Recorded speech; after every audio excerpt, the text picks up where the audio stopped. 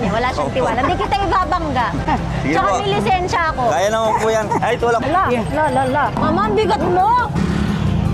Bye! Ay, kaya pala, oh. Oh, come on. Kaya mo. Kaya pala. Oh, Hindi. oh, nag-enjoy yung passenger ko, di ba? Oh, sige, tapos babalik tayo, kukuha tayo ng pasahero. Oh, ayos, di ba? Di ba? Oh. Hindi ko lang para mag-stop. Kukuha na ako ng tunay na passenger. Okay na, ma'am. Bayad. 100. 20 lang. Kakaiba tong pedicab na to. Dahil ito ang Magic Pedicab. Lahat ng mga sasakay dito may sorpresa, pero hindi nila alam. Si ate gusto niya sumakay sa ating pedicab. Bakit mo gusto sumakay? First time ko kasi nakita mo may Kailangan mo lang masagot yung tanong ko para makasakay. Ano ang capital ng Pilipinas?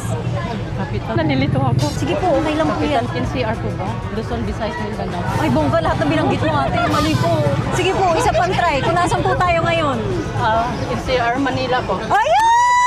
Yun! Anong pangalan mo? Mary po. Ano po? Mary.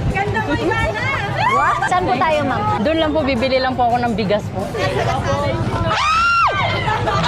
Tinulak mo ko! Sagasaan ko daw siya. Grabe. Ay, may kalaban! Nakamotor pa, oh! Tumag na ako! Ayoko na, kuya! Kaya mo yan, kaya. Dito na po ako, ma'am. Nanginig ako. Nanginginig ka, nanginginig din po Nanginginig. ako. Pareho tayo. Naka-follow po ba kayo? Yes po. Lagi ako nanonood. Pag naka-follow, may dagdag. Ay, oo, ate. Anong trabaho mo? Buluto lang po. Nagluluto. Dahil naka-follow po kayo sa akin, meron kayong 10,000 pesos sa pagsakay niya sa pedicab ni Ivana. Totoo po. Oo, hindi, joke lang. Halika na. Bye-bye.